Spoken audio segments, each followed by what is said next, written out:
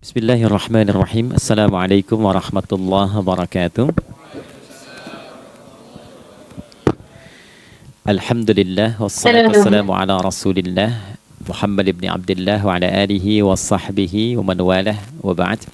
Faya ibadallah usi nafsi wa iyyakum bitaqwallah faqad fazal muttaqun fala tamutunna illa wa antum muslimun. Faqala ta'ala Ya ayyuhalladzina amanu taqullaha haqqa tuqatih wa la tamutunna illa wa antum muslimun.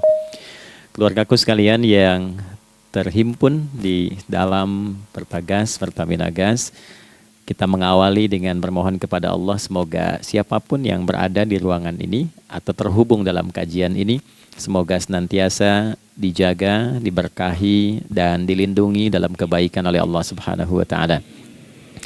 Kita doakan yang bertugas di luar kota. Tadi saya dengar info juga Pak Direktur sedang di Semarang. Semoga giatnya dimudahkan oleh Allah dan semoga diberikan keberkahan. Ada satu bagian yang penting amanat Nabi di hadis Muslim pada satu sifat kepemimpinan. Bahwa di antara sifat pemimpin dan yang dipimpin itu harus selalu membangun kekompakan dengan nilai cinta dan doa. Ini yang sering dilupakan. Nabi pernah menyampaikan dan penyampaian ini, hadis ini didokumentasikan oleh Imam Muslim dalam satu kalimat yang singkat, padat tapi mengikat. Khiyaru a'immatikum man tuhibbunahu wa yuhibbunakum. Pemimpin yang baik itu adalah pemimpin yang kalian mencintainya dan ia pun mencintai kalian. Nah, membangun cinta itu salah satu jembatannya dengan doa. Oleh karena itu, di antara doa yang dianjurkan saat Anda memulai pekerjaan, itu bukan hanya untuk pribadi, lancarkan pekerjaan saya. Tapi juga sehatkan pimpinan saya, pimpinan mendoakan sehatkan anggota saya, sehingga semua itu melahirkan sifat harmoni yang memberikan kenyamanan dan kebahagiaan dalam bertugas. Nah, izinkan saya mengawali dengan itu dulu, karena itu di antara sunnah yang seringkali terlupakan. Sehingga bekerja itu lebih banyak dilakukan dengan tekanan menyelesaikan tugas dibandingkan dengan rasa cinta untuk bisa memberikan nilai ibadah di dalamnya. Yang kedua, semoga sholat kita diterima oleh Allah Subhanahu wa taala. Nah, yang kedua ini tidak cukup dengan amin. Kita harus tahu dulu standar penerimaan itu seperti apa. Dan yang kedua, kenapa harus sholat? Ini poin pokoknya. Mengapa sih umat Islam itu cukup hanya misalnya dengan bersyahadat saja dipandang sudah berislam, lalu berbuat baik? Kenapa mesti ada sholat? Kenapa bahkan yang pokok sampai 5 waktunya? Dan jumlah rakaatnya pun diatur sedemikian rupa sampai teknisnya pun dijelaskan dengan rinci. Saking rincinya, bila ada yang menyimpang dari rincian itu, maka dianggap sholatnya tidak sah dan mesti diulang.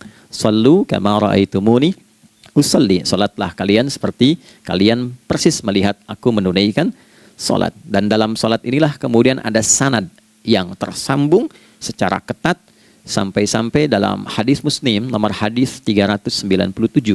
Demikian di Al-Bukhari juga diabadikan di nomor hadis 757 oleh sahabat Abu Hurairah. Sanadnya tersambung kepada Khalad bin Rafi Az-Zuraiqi, seorang yang sholat di samping Nabi tapi bermasalah sholatnya. Lalu Nabi meminta beliau untuk mengulangi sholatnya. Sampai 3 kali peristiwa itu hingga beliau berkata, Ya Rasulullah au kama qala Alimni ma uhsinu ghairah. Ya Rasulullah, tolong ajarkan kepadaku karena aku tak punya pengetahuan lebih dibandingkan dari apa yang telah aku kerjakan. Nah, dari dasar ini melahirkan satu pertanyaan kritis ya, dan juga perlu argumentasi yang kuat secara syariah mengapa kita menunaikan ibadah salat. Baik teman-teman sekalian, karena waktu kita sangat padat ya, kita manfaatkan sebaik-baiknya. Saya mohon izin kajian kita akan lebih fokus kepada inti materi sehingga manfaatnya lebih banyak kita dapatkan. Salat satu-satunya amalan di dalam Islam yang mencakup 4 bagian pokok dalam beragama. Jadi ketika seseorang menetapkan dirinya beragama dan ciri satu nilai agama itu bernilai benar, ya, dalam nanti kalau kita mau komparasikan atau kita riset, itu ciri pokoknya ada 4. Satu, ada aspek namanya aspek keyakinan, ya, tauhid atau akidah. Nggak mungkin kan beragama kalau nggak yakin. Ya, karena itu pasal 29 ayat kedua itu mengandung nilai keyakinan. Negara menjamin kemerdekaan tiap-tiap penduduk untuk memeluk agamanya masing-masing dan beribadah menurut agama dan kepercayaannya itu. Ya, jadi nggak mungkin kita bisa menghasilkan nilai kepercayaan dan ibadah kalau tidak ada unsur keyakinan. Atau bahasa kitanya disebut dengan iman. Ya, iman itu nanti juga dipaku dalam setiap nilai kebangsaan di konteks Negara Kesatuan Republik Indonesia. Ini yang paling membahagiakan. Jadi mau jadi pegawai apapun itu syarat, ya, salah satu syarat yang melekatnya beriman dan bertakwa kepada Tuhan Yang Maha Esa, gitu kan? Ya, kemarin saya di BPK itu ada 11 bab Romawi, 40 pasal. Ya, di bab yang keempat pasal 13 tentang pemberhentian dan pengangkatan itu ada 11 poin A sampai K. Di poin B yang keduanya syarat menjadi bagian dari anggota BPK itu beriman dan bertakwa kepada Tuhan Yang Maha Esa. Baik, di Undang-Undang Pendidikan Sisdiknas nomor 20 tahun 2003 itu kalau kita baca dari poin menimbang ada 4, di poin B-nya saja sudah ada iman. Ya, Undang-Undang Dasar 1945 mengamanatkan pemerintah mengusahakan satu sistem pendidikan ya nasional yang meningkatkan keimanan dan ketakwaan pada Tuhan Yang Maha Esa serta akhlak mulia, baru mencerdaskan kehidupan bangsa. Ya, secara singkat, satu, agama dianggap benar kalau ada doktrin keimanan, ada akidah, ada tauhidnya. Yang kedua, ada ibadahnya. Ya, sebagai pembuktian kita beriman, buktinya apa? Ya kan? Saya beriman kepada Tuhan, kita tetapkan, misalnya Allah. Apa pembuktian keberimanan kita kepada Allah? Ya, kan pembuktiannya itu mesti diwujudkan dalam bentuk sikap. Sikap itulah yang disebut dengan ibadah. Nah, konsepsi ini ada di Quran surah ke-20 Thaha di ayat ke-14.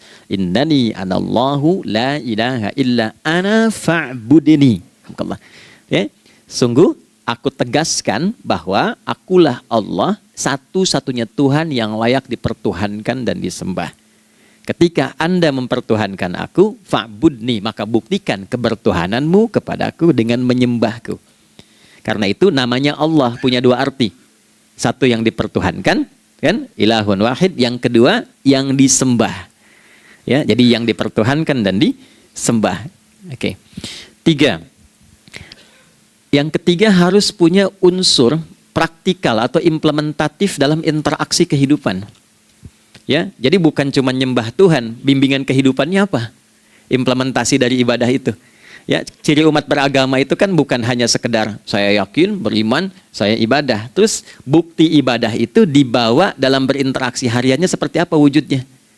Ya, makanya ketika dulu orang itu jujur, orang itu bangga dengan kejujurannya bukan sebagai orang jujur, tapi sebagai muslim.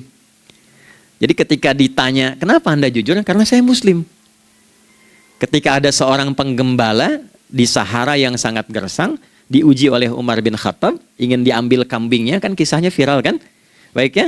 Oh, tapi ini bukan punya saya. Bilang aja pada tuan Anda, kalau kambingnya hilang satu dimakan serigala. Lantas di mana Allah? Jawaban itu yang menggetarkan kepada jiwa. Jadi kebenaran yang diungkap dengan sikap kejujuran itu implementasi nilai beragama. Nah, jadi praktek ibadah ada di muamalah.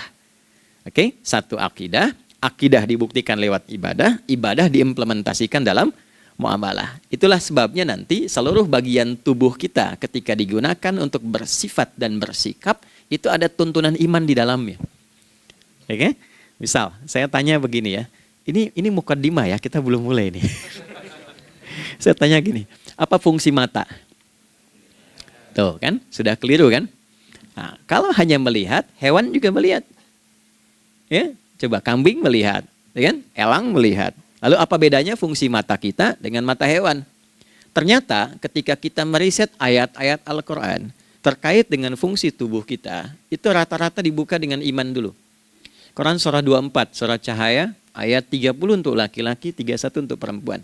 Qul lil mu'minin, ya Muhammad katakan, viralkan pada pria-pria yang menyatakan dirinya telah beriman.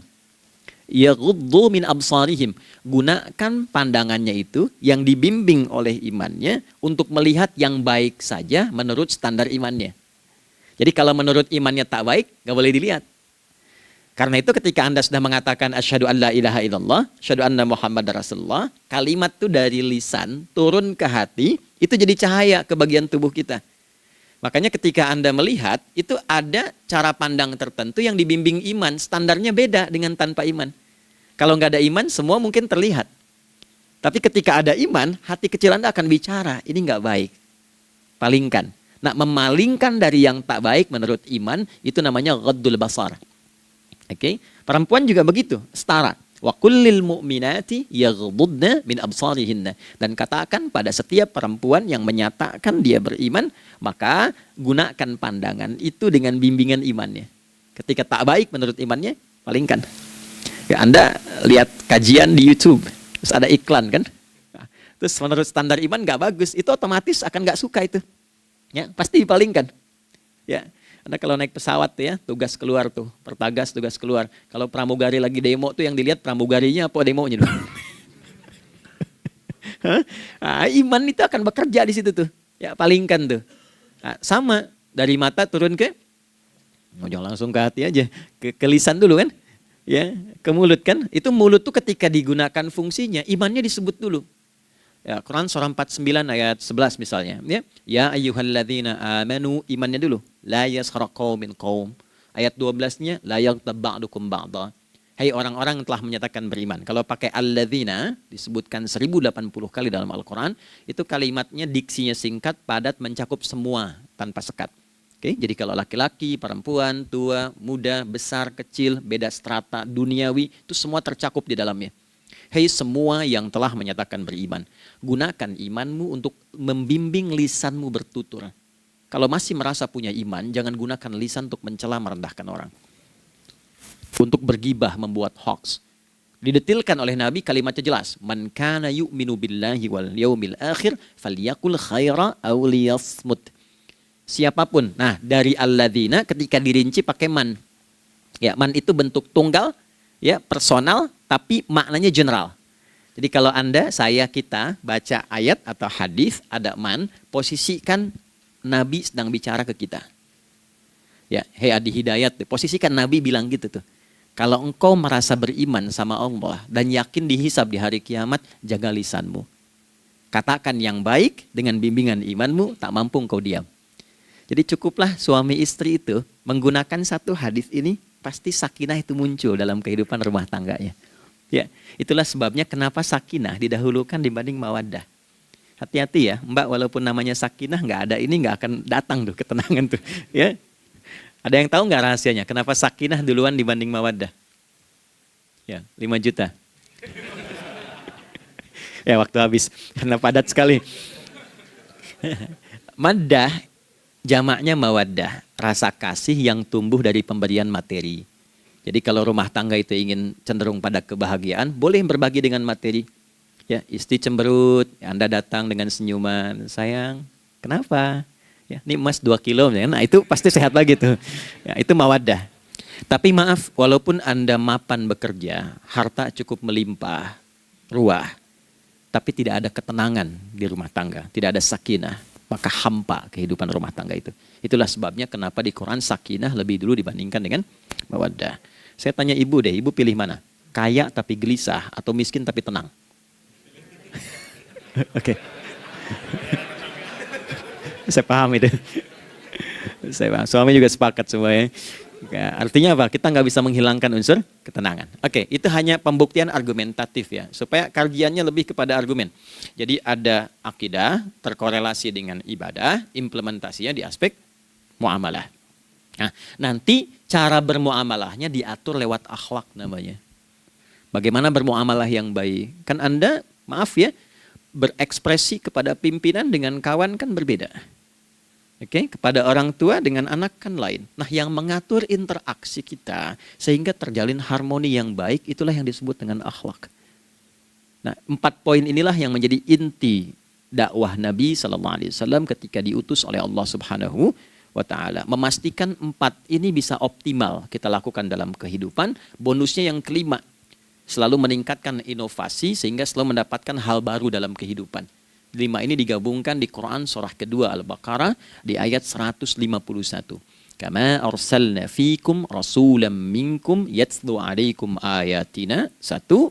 Oke, wa yuzakkikum 2, akhlak, wa yu'allimukumul kitaba 3, wal hikmah 4, 5, wa yu'allimukum ma lam takunu ta'lamun. Kelima-limanya ini digambarkanlah dalam bentuk ibadah yang melatih kita sebagai pondasi awal menuju dan memantapkan 5 hal ini, yaitu sholat. Itulah sebabnya kenapa sholat yang pokok dilakukan 5 waktu dalam sehari untuk mewujudkan 5 hal ini dalam kehidupan, dan satu-satunya ibadah yang mengumpulkan 5 aspek ini dalam prakteknya hanya sholat. Hanya sholat. Oke, mari kita detilkan, kita rinci, dan di sini kita akan mulai kajian kita. Yang tadi mukadimah ya. Baik, kita punya 30 menit. Wah, padat sekali. Bismillahirrahmanirrahim. 1. Sholat adalah perwujudan iman seorang hamba. Karena itulah kalimat sholat pertama kali disebutkan dalam Al-Quran, itu letaknya setelah kalimat iman. Al-Baqarah ayat 3, alladzina yu'minuna bil ghaibi wa yuqimunas sholat.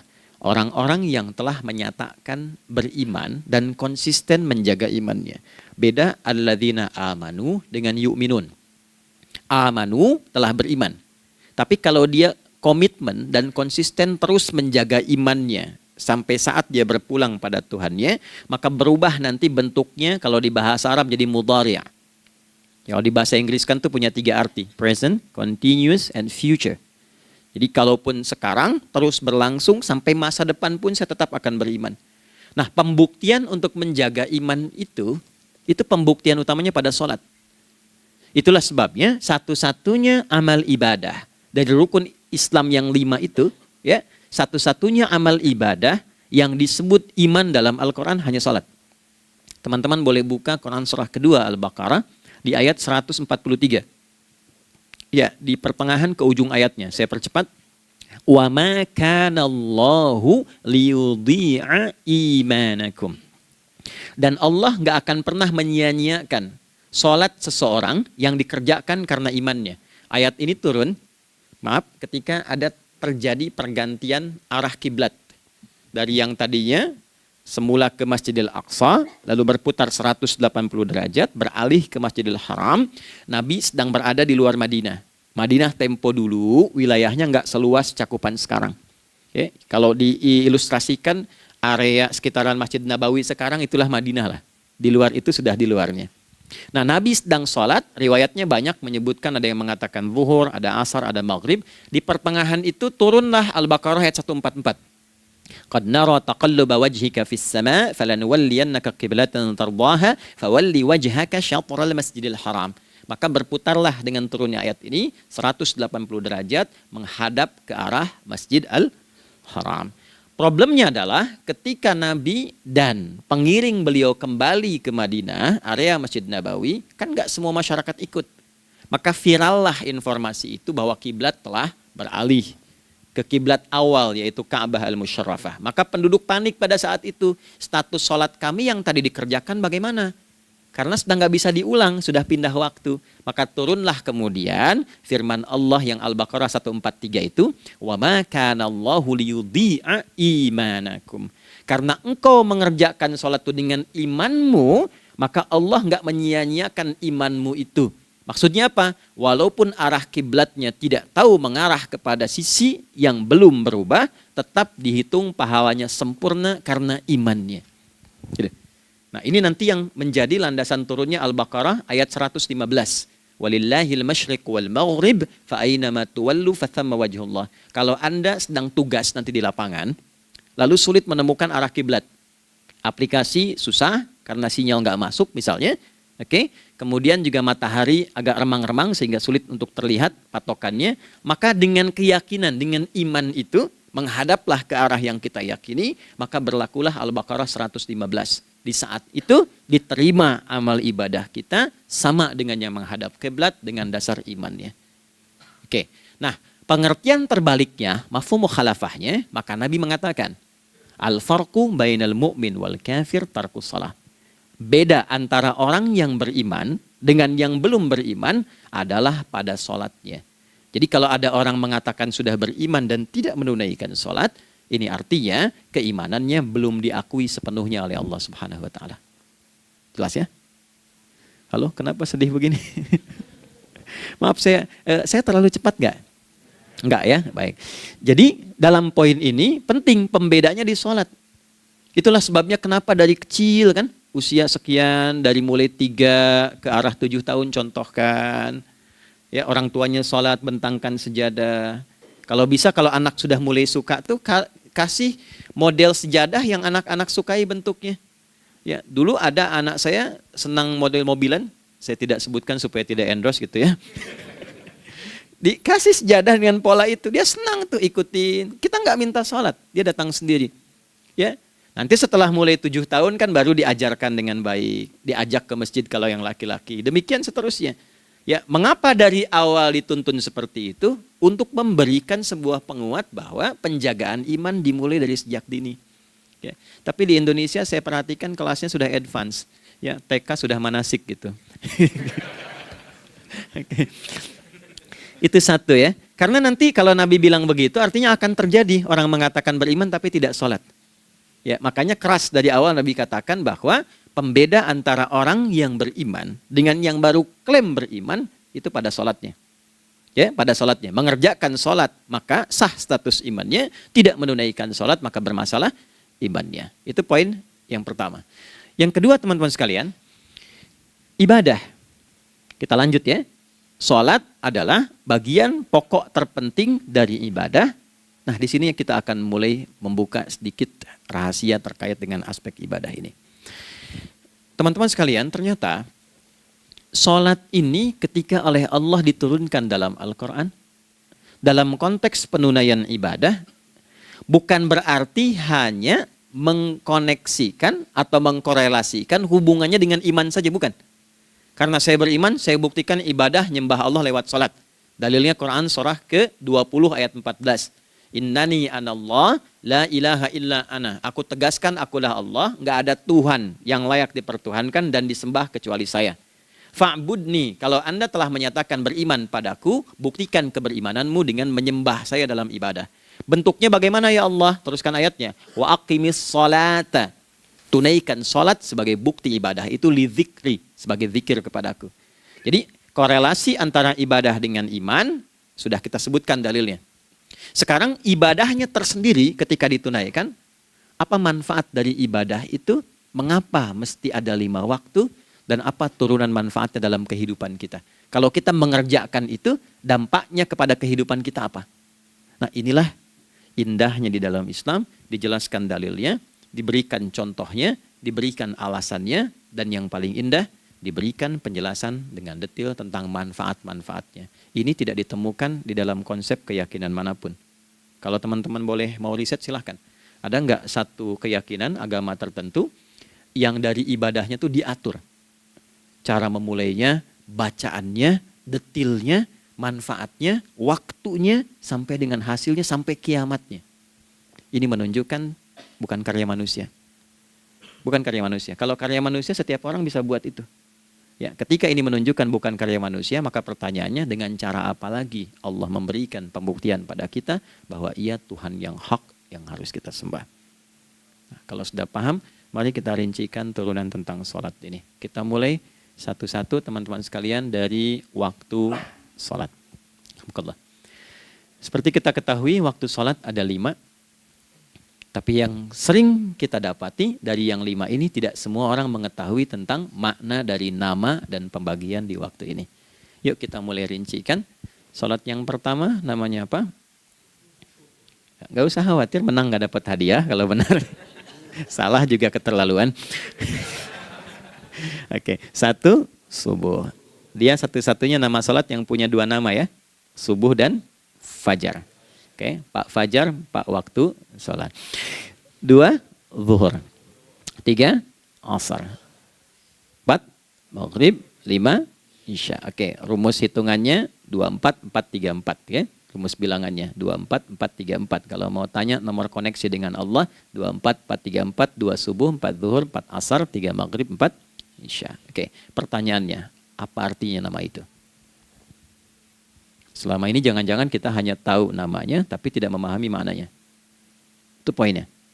Oke, sekarang mari kita mulai. Izin saya tidak punya kemampuan untuk menuliskan, ya, karena memang saat ini terbatas, tapi kalau diperkenankan bisa kita coba uraikan sedikit. Baik. Ya, bismillah, jazakallah khair. Mohon fokus baik-baik karena waktunya tinggal 21 menit lagi. Izin saya pastikan dulu ya supaya terlihat dengan baik. Ibu kelihatan di sana? Bagus. Saya kira tuh hanya di Sumbawa Barat. Ternyata di Pertagas pun perempuan-perempuannya imannya luar biasa. Maksudnya belum saya tulis sudah kelihatan. Imannya luar biasa. Oke, kita mulai dari yang pertama ya. 5 waktu sholat. Kita mulai dari 1 dulu. Subuh, teman-teman saya turunkan dulu ya. Izinkan saya tulis pakai bahasa Arab dulu supaya gampang.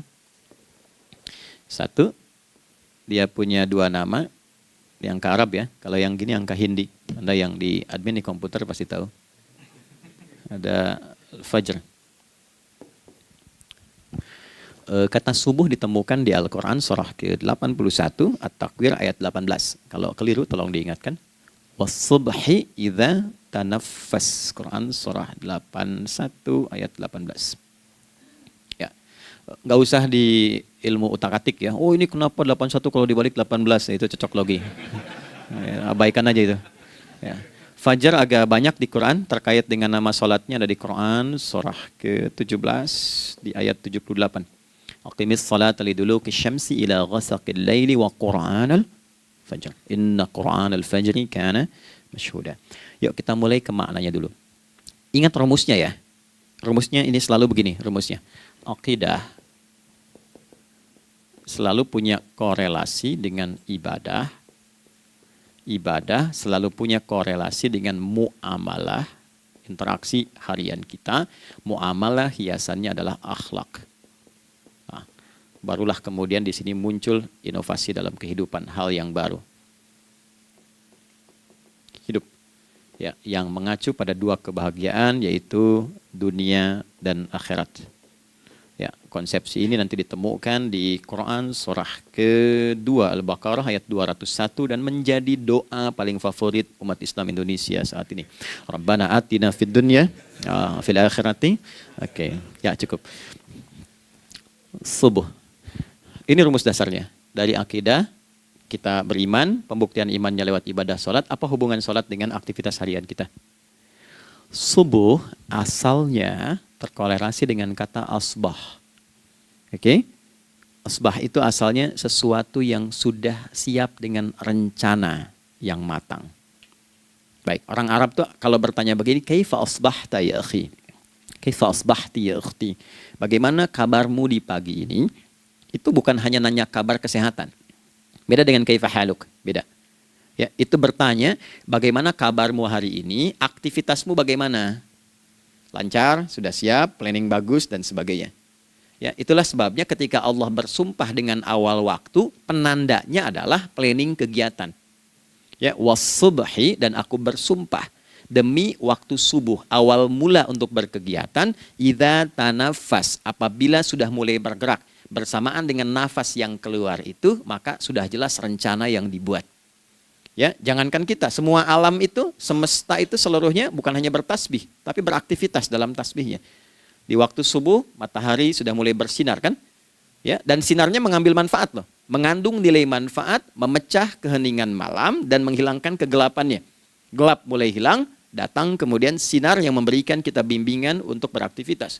Tumbuhan dimulai waktu itu sudah mengeluarkan oksigen, menyerap karbon dioksida. Saya waktu di Utrecht, di Delft di Belanda, ya, saya coba ingin membuktikan. Kan adzan nggak terdengar keluar ya.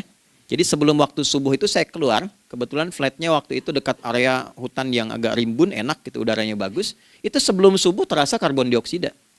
Walaupun cuma beda hampir 1 menit. Tapi begitu masuk waktu subuh, keluar kesegaran yang luar biasa. Oksigen yang keluar.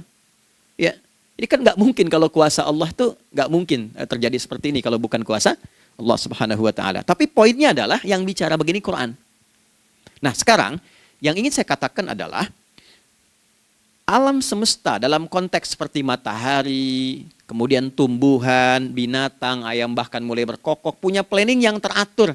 Masa kita makhluk yang dihisab tuh nggak teratur? Nggak punya perencanaan?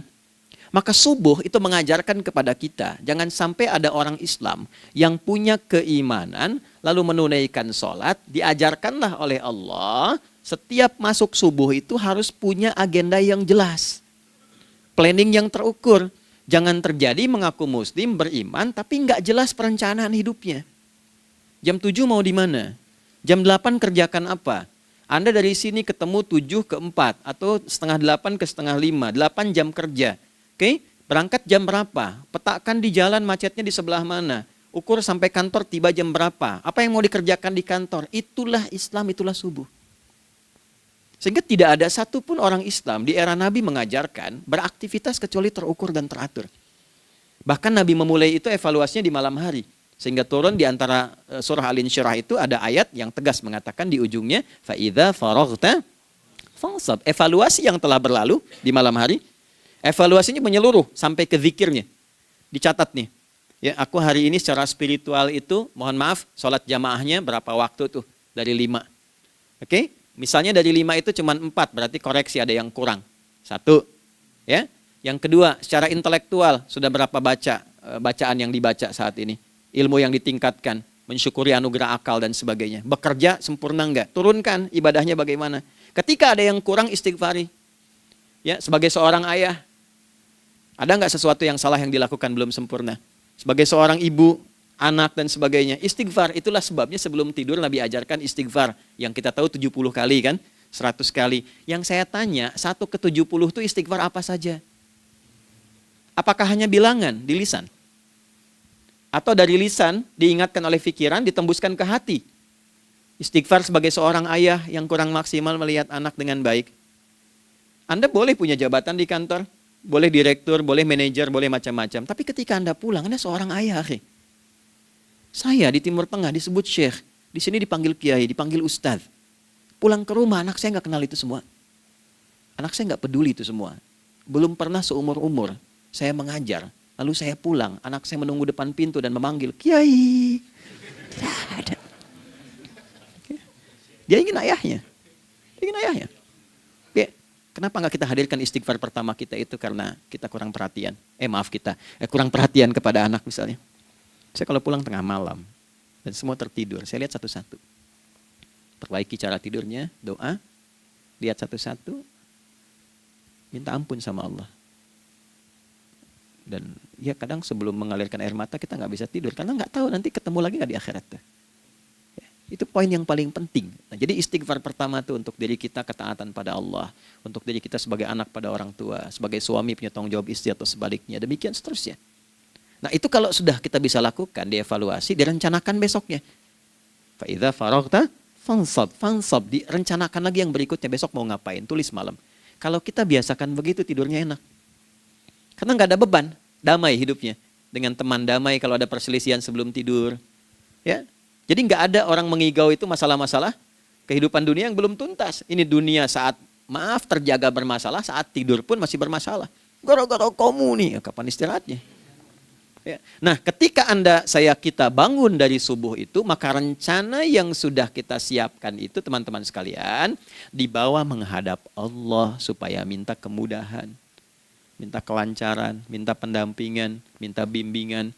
Itulah sebabnya kita dipanggil sholat di awal waktu. Supaya rencana yang sudah kita siapkan itu minta taufiknya, persetujuan dan perlindungan dari Allah. Inilah yang menjadikan rahasia umumnya para sahabat memulai berkegiatan sejak dari masjid. Teman-teman boleh riset deh hadis-hadis tentang sholatnya sahabat dan kaitannya dengan syuruk dan pekerjaan. Rata-rata memulai dari masjid. Mereka tungguin, evaluasi, begitu siap, syuruk, minta sama Allah, berangkat. Saya mau kasih satu rahasia ya. Boleh jadi ijazah tapi ini diantara kita aja ya. Anda boleh lakukan, berangkat ke masjid itu dengan baik. Terus minta misalnya, ya Allah, kau perintahkan aku untuk berikhtiar, sekarang aku lakukan. Kau perintahkan aku untuk merencanakan, sekarang aku ikhtiarkan. Mohon lindungi, mudahkan, dan berikan bimbingan terbaik untuk mendapatkan hal yang wajar, halal, baik, dan kau ridhoi. Anda berangkat. Pulang. Sebelum nyampe rumah, mampir dulu ke masjid.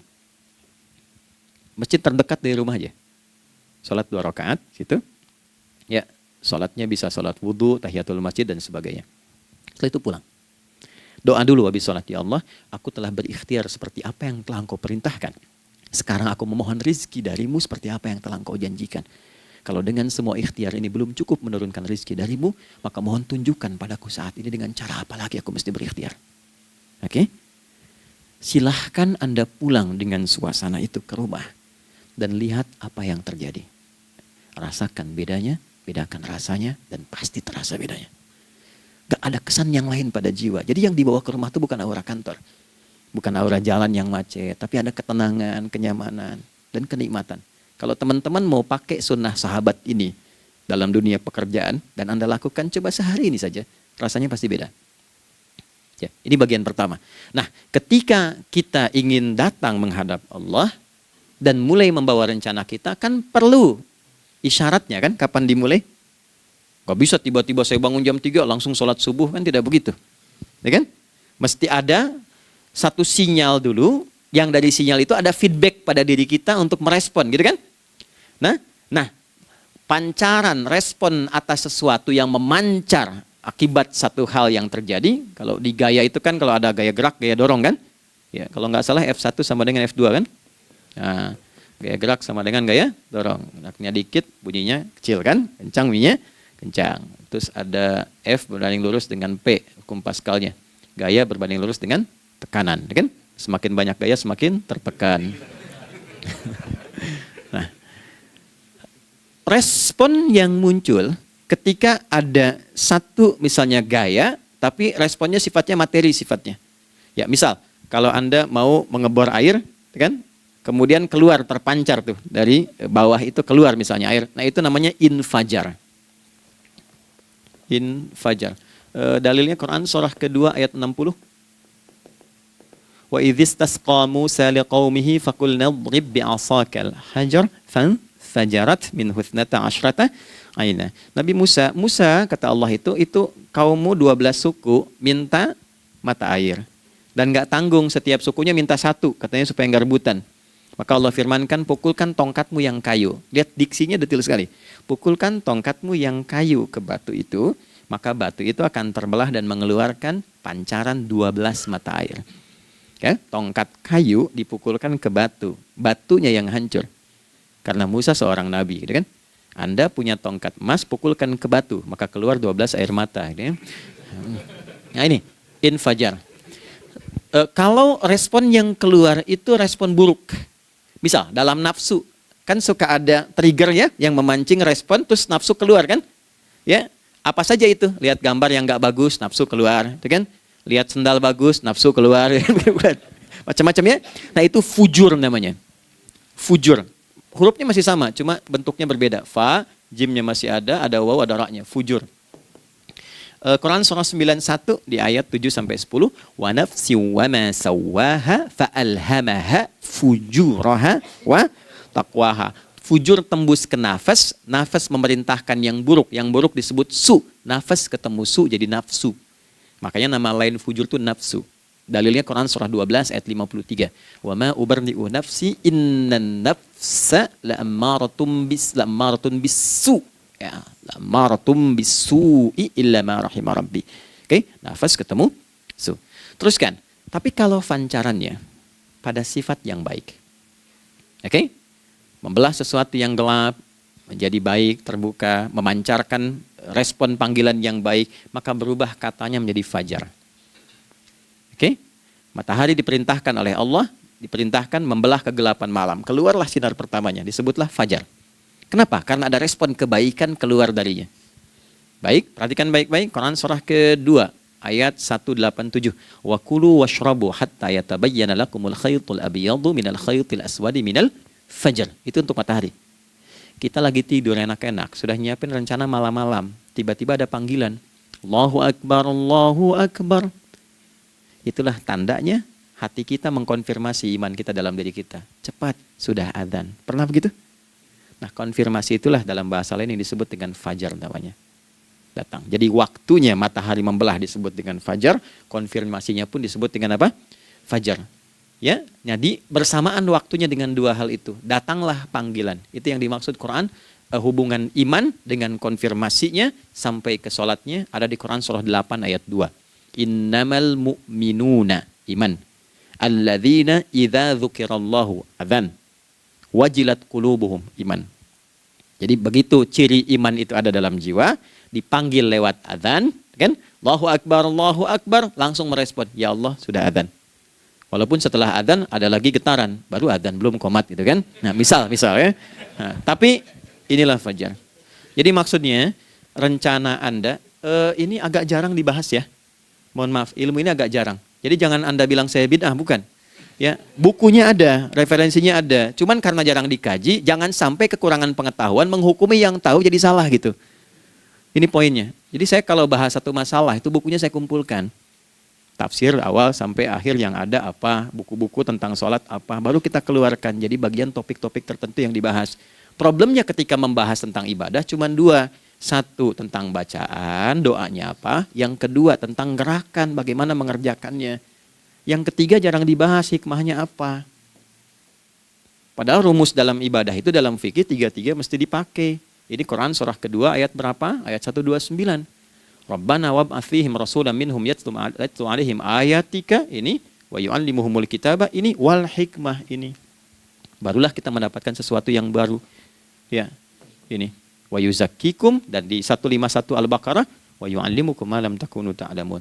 Jadi ini bukan ilmu yang baru, bukan, belum tahu saja. Jadi selama ini yang kita kerjakan jangan sampai terbatas pada ritualnya saja untuk mencukupkan ini.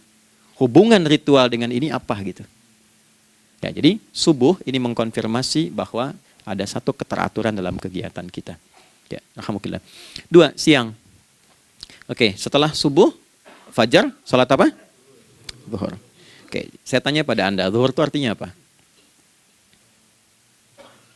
Sudah, cukup katakan wallahu a'lam. Waktunya terbatas ya. Anda sahabat ditanya nggak tahu wallahu a'lam. Anda sahabat bukan, tabi'in bukan. Zuhur. Waktu tinggal 4 menit lagi. Oke, teman-teman kalau kita jeli, ini kan sholat dikerjakan di siang hari kan? Siang itu bahasa Arabnya nahar. Naharun itu siang. Tapi kenapa sholatnya zuhur? Kok nggak sholat nahar gitu? Ya, lohor, ya, ini paksain tuh. Zuhur, lohor. Ya. Terus sore, biar nyambung cepat. Sore, bahasa Arabnya kan masa. Masa al-khir, selamat sore. Kenapa kok sholatnya asar? Kok sholatnya namanya asar? Oke. Maghrib, isya. Isya kan malam kan? Kenapa nggak lail? Lail itu kan malam. Kalau ada yang istimewa di malamnya, itu lailah namanya. Makanya ketika turun Al-Quran disebut Lailatul Qadar. Karena malamnya istimewa. Beda, lail dengan lailah itu beda. Lail itu waktu malam, lailah ada yang istimewa di malam itu. Ya. Jamaknya lail, layali, lela, lili, lala, itu malam. Ibu lili, ibu malam-malam. Ya. Zuhur artinya jelas, terang. Ada idhar, dibaca dengan jelas, terang. Gak boleh dengung. Man amana. Itu kan? Ya. Min husni, harus jelas. Ya. Ada a, jelas. Zuhur kenapa disebut zuhur? Untuk evaluasi kegiatan kita dari setengah hari. Sudah jelas belum hasilnya? Ini Anda punya rencana di sini, evaluasi di siang. Jelas gak hasilnya? Pekerjaan Anda yang sekarang diamanahkan dari pagi jam 7 sampai sekarang, evaluasi dulu. Dicek, jangan cuma ditinggalkan. Oke, saya sedang kerjain, tinggalin dulu sholat. Bukan begitu. Ketika akan sholat, Anda cek dulu. Dari ke siang itu tengah hari, bagaimana hasilnya? Ada yang perlu disempurnakan gak? Ya. Ketika ide-idenya mulai mentok, ada yang belum selesai, datang dulu sholat, tenang lagi. Saat tenang itulah dirumuskan kembali pelan-pelan. Kan lumayan dari jam 12 sampai jam 1. Diisi dengan baik, dilihat. Itu baru dunia ini. Kan kita ngejar ini juga. Karena nanti ayat 200-nya, ada yang cuma ngejar ini. Wa minan nasi may yaqulu rabbana atina fid dunya. Bukan, kalau nggak hafal diam aja. Wa minan nasi may yaqulu rabbana atina fid dunya wa ma lahu fil akhirati min khalaq.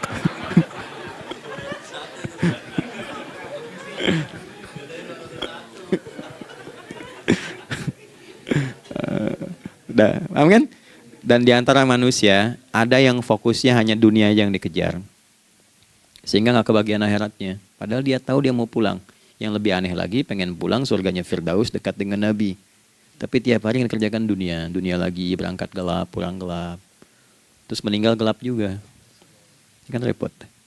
Nah, maka mesti investasi kan. Anda kalau tugas keluar kan, apalagi keluar negeri kan hukumnya beda. Bekalnya pun tidak sama. Anda tugas ke Amerika, mata uangnya sudah beda, hukumnya sudah beda. Terus pengen pindah ke alam barzah, pengen hukumnya sama dengan dunia, mustahil. Ya, makanya dimensinya beda, keadaannya tidak sama. Baju yang dipakai kan beda. Barang-barangnya nggak sama. Makanya disebut telah meninggal dunia, meninggalkan semua yang melekat pada dunia. Pindah ke alam lain, persiapan menuju titik akhir yang tidak ada ujungnya lagi. Nggak ada pembuka lagi. Jadi sudah ujung begini, nggak ada ruang lagi yang lain. Itu akhirat namanya. Makanya di sini cuma dua pilihannya. Kalau nggak ke surga, nah itu. Ya. Apa investasi yang ada di sini? Maka siang itu dicek dulu. Pekerjaan jadi ibadah nggak? Tadi niatin ibadah nggak waktu berangkat dari rumah? Kan? Waktu ngetik, waktu ngerjain di kantor, jadi ibadah nggak? Kalau ibadah, Anda nggak mungkin berbuat kriminal. Anda nggak mungkin berbuat maksiat. Nggak mungkin nipu, nggak mungkin nyogok. Nggak mungkin korupsi. Kan lagi ibadah. Nggak mungkin curang. Kan lagi ibadah. Anta budallaha ka'annaka tarah. Anda itu mengerjakan segala hal sebagai ibadah, merasa diawasi Allah. Fa in lam takun tarah fa innahu yarak. Kalaupun Anda merasa nggak melihatnya, Anda yakin Anda dilihat. Itulah kerja pakai iman, maka ini di bawah akidahnya. Jangan ditinggalkan. Nah, inilah yang selama ini kita butuhkan. Ya. Inilah yang melahirkan nilai etik, makanya adanya dalam jiwa. Takwa itu kan dalam jiwa, melahirkan etos. Etos mendorong kepada logos, logos melahirkan patos. Kepantasan dalam bekerja. Jadi Anda sekuat apapun ilmunya, kalau nggak punya etos, itu rusak. Jadi tidak cukup akal sehat. Jiwa yang sehat itu lebih penting. Banyak orang akalnya, saya ingat, akal itu tidak memberikan perintah. Dia hanya merumuskan satu instruksi dalam jiwa supaya mudah dilakukan dan dieksekusi oleh fisik. Jadi akal yang sehat itu seberapa pandai ilmunya, seberapa cepat mengeksekusi perbuatan. Tapi kalau yang dieksekusi itu dari perintah nafsunya, masalah. Habis saja waktunya tuh. Ya. Ini gimana ini? Tolong jawab loh. Nah, teman-teman karena sudah habis waktu jam 1, kita baru zuhur ini. Nah, yang paling menarik itu gini, yang paling menarik kalau ada orang belum sadar sampai zuhur tentang akibat kehidupan ini, maka muncullah asar.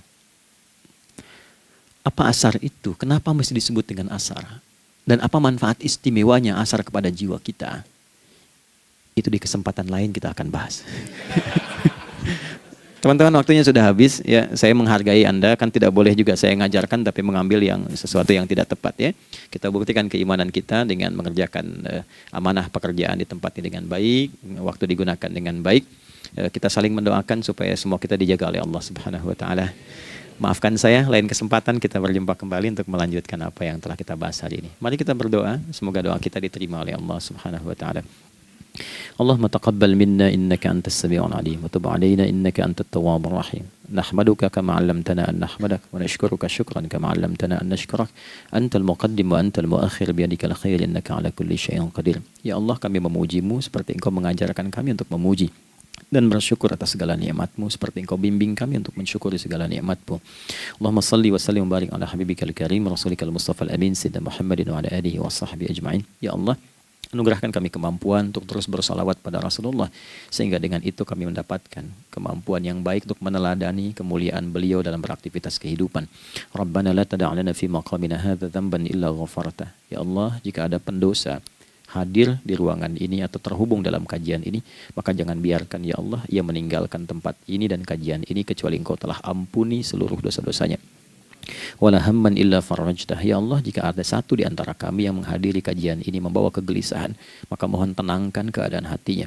Wala asiran illa yassartah. Jika ada yang sedang diliputi oleh kesulitan, maka mudahkan, ringankan dan hilangkan seluruh kesulitannya. Wala maridan illa syafaitah. Dan bila ada di antara kami yang diuji dengan penyakit, maka mohon angkat dan sembuhkan penyakitnya. Rabbana atina fid dunya hasanah wa fil akhirati hasanah wa qina adzabannar. Wa sallallahu ala sayyidina Muhammad wa ala alihi wa sahbihi ajma'in. Wa akhiru da'wana subhanakallahumma rabbana wa bihamdika nashhadu an la ilaha illa anta nastaghfiruka wa natubu ilaik. Walhamdulillahi rabbil alamin. Nasrun minallah, fathun qarib, wa basyir basyiril mu'minin. Terima kasih untuk semuanya. Mohon maaf kami langsung pamit. Assalamualaikum warahmatullahi wabarakatuh.